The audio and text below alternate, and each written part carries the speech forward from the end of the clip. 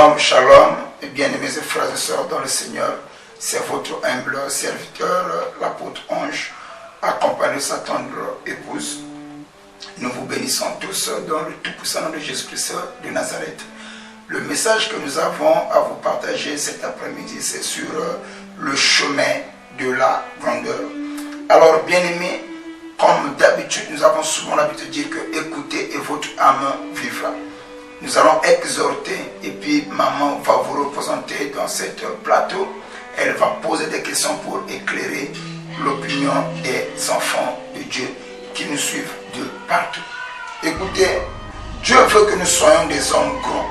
Alors, dans tous les domaines de la vie, et voilà pourquoi il dit dans sa parole, je veux que tu prospères à tous égards comme prospère le tas du tabac.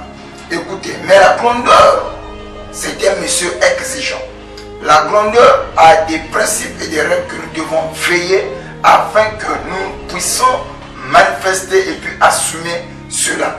Alors, si dans la grandeur, on ne respecte pas le principe, il nous serait difficile de pouvoir assumer certaines responsabilités que Dieu nous a confiées. Alors, parmi les ennemis de la grandeur, qui fait que l'homme puisse finir sa vie mal, que l'on puisse échouer, que l'on puisse demeurer dans la bassesse, nous allons énumérer quelques-unes. La première des choses que nous voyons, c'est la négligence. La négligence peut détruire la destinée d'une personne. La négligence peut faire à ce que l'homme ne puisse pas aller de l'avant. La négligence peut faire à ce que nous soyons placés sous la malédiction. N'oubliez pas, il est écrit de la part de Dieu que par ta faute, tu perdras ton héritage. Écoutez, la deuxième des choses qui peut empêcher l'homme de ne pas aller de l'avant, de finir sa vie dans la bassesse, c'est la distraction. Alors, quand on est distrait, la distraction nous empêche de pouvoir entendre la voix de Dieu ou de pouvoir manifester la puissance de Dieu ou de pouvoir réaliser les impacts, les distractions. Et la troisième des choses, c'est le manque de secret. La Bible nous dit ceci dans le livre de Deutéronome chapitre 29, le verset 29. Il dit, les choses cachées sont à l'Éternel, notre Dieu, mais les choses révélées sont à nous et à nos enfants à perpétuité, afin que nous mettions en pratique toutes les paroles de cette loi. C'est ce que la Bible nous dit. Donc Dieu, sa gloire ou sa grandeur, c'est de pouvoir cacher les choses. Mais la gloire de l'homme, c'est de pouvoir les sonder et le examiner. C'est ça qui fait la gloire des hommes. Alors écoutez bien aimés dans le Seigneur, ne pas comprendre ces choses, nous allons finir notre vie dans la bassesse. Dans le livre de Proverbes chapitre 25, le verset 22, qu'est-ce que la Bible dit? La Bible dit que la gloire de Dieu, c'est de cacher les choses. Et la gloire des hommes, c'est de le sonder. Alors, nous avons cité quelques éléments qui peuvent détruire la grandeur dans la vie d'une personne. Il y en a trois que nous avons cités ici. Il y a la négligence, il y a la distraction. Il y a aussi ce que nous appelons le manque de secret. Alors, c'est ça qui peut empêcher l'homme de ne pas manifester la grandeur ou de ne pas assumer certaines responsabilités que Dieu lui a confiées. Alors, je vais laisser la parole à maman si elle a des questions qu'elle aimerait poser pour vous éclairer. Merci beaucoup, papa, pour la parole. Peuple de Dieu, shalom. Je suis très ravie de partager ce plateau avec notre Père, le messager fidèle, qui nous parle aujourd'hui sur le chemin de la grandeur. Papa nous a détaillé qu'est-ce que c'est que la grandeur. Maintenant, j'ai une question à papa. Je voulais juste savoir, vous avez énuméré quelques éléments qui détectent la grandeur d'une personne, qui détruit plutôt la grandeur d'une personne. Maintenant, étant négligent, quelles sont les conséquences qu'un être humain peut avoir après cela, après la négligence, après la distraction? Vous avez cité encore le manque de secret. Donc, quelles sont les conséquences qui peuvent impacter un être humain concernant cela? Je vais d'abord commencer par la négligence. J'ai bien dit que la grandeur, c'est un monsieur très exigeant. Beaucoup de gens aiment la grandeur, beaucoup de gens aiment le succès. C'est que nous oublions que le succès, c'est un monsieur très exigeant. Alors, c'est comme on le dit, une fois quand tu es sur le bas de l'échelle, tu n'es pas visible. Quand tu montes et tu deviens exposé, ça nécessite aussi quelques règles et des principes que tu dois assumer pour veiller sur la grandeur que tu as. Et voilà pourquoi toutes les gens qui sont élevés en dignité, ils n'ont pas la vie sur la vie comme tout autre. Donc il y a certaines choses que eux ne peuvent pas faire à cause de leur grandeur. Il y a certains milieux que eux ne peuvent pas fréquenter à cause de leur grandeur. Il y a certaines choses que eux ne peuvent pas mettre à cause de leur grandeur. Il y a certaines attitudes que eux ne peuvent pas afficher à cause de leur position. Donc c'est ainsi, la grandeur, c'est un monsieur très exigeant. Et la grandeur exige des principes et des règles de conduite.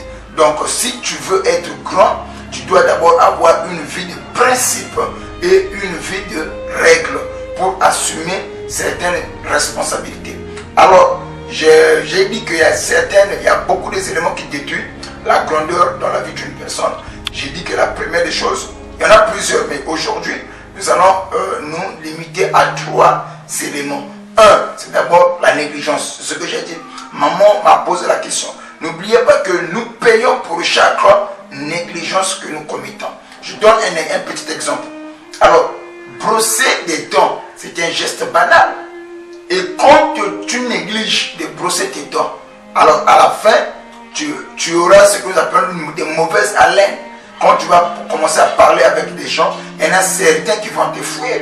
Il y en a certains qui ne vont pas t'approcher de toi. Ce n'est pas parce que on t'a jeté un mauvais sort ou tu as le max vieillesse. Non, c'est parce que tu es négligent, tu ne veux pas te brosser. Et le deuxième exemple, je peux donner pour ceux pour ceux qui travaillent, admettons. Mais quand tu négliges certaines choses, ça peut créer des dommages dans ce que tu fais comme travail. Vous voyez? Donc, nous payons pour chaque négligence que nous commettons.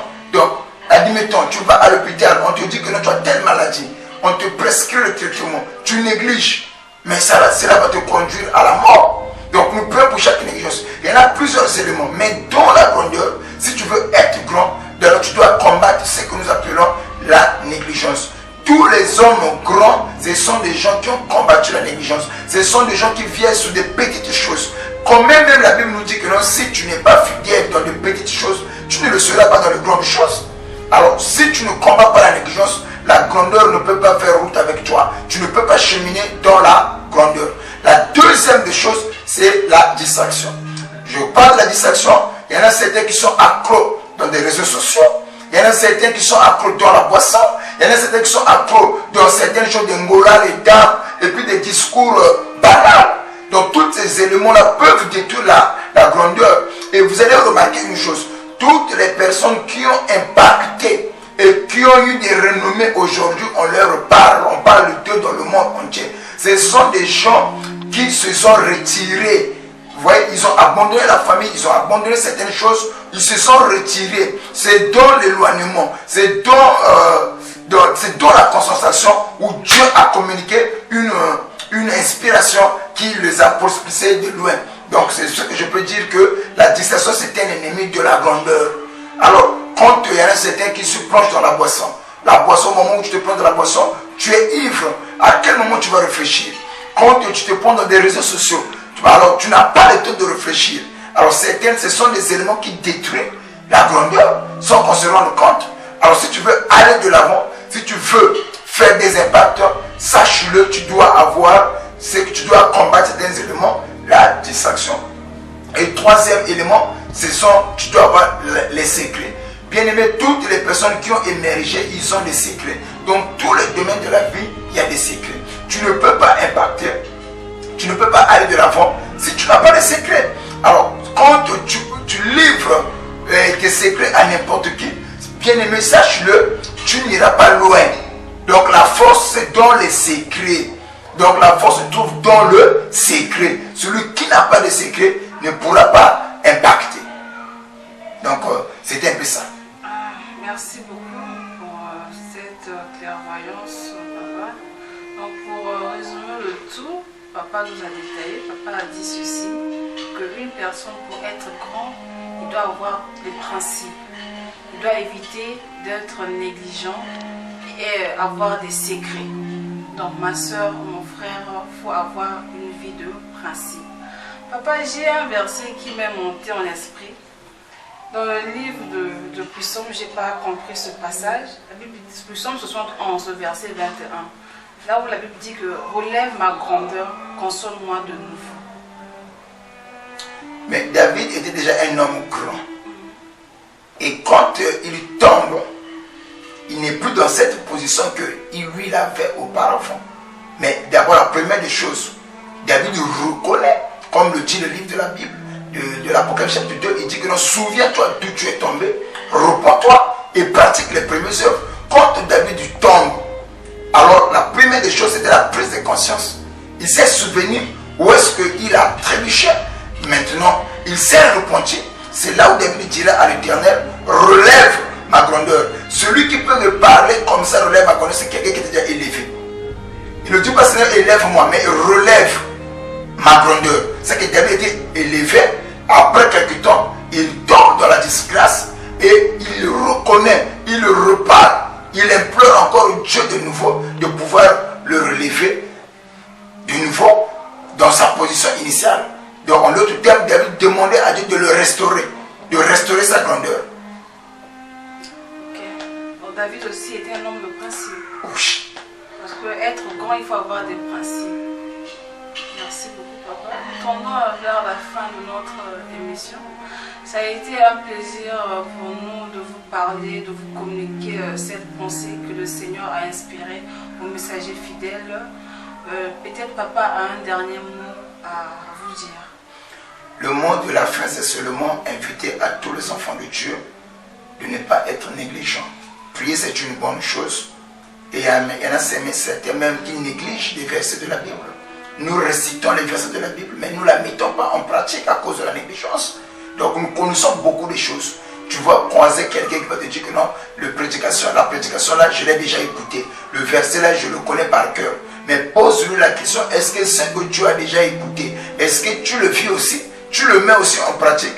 Donc la Bible dit que ne soyez pas, lorsque l'apôtre Paul vient dans l'église de Corinthe, il dit que non, ne soyez pas seulement bornés à écouter, mais mettez aussi en pratique ce que vous écoutez. Donc c'est ça l'esprit de la négligence. Beaucoup de chrétiens connaissent les versets de la Bible. Beaucoup de chrétiens récitent les versets de la Bible, mais on ne le vit pas. Alors combattez la négligence et Dieu ira lui avec vous. J'aimerais prier pour toutes les personnes qui nous ont suivis. Dans le Père, je libère l'onction et la grâce sur toutes les personnes qui nous suivent.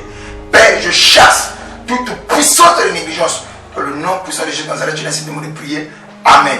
Que le Dieu Tout-Puissant vous bénisse. Ciao.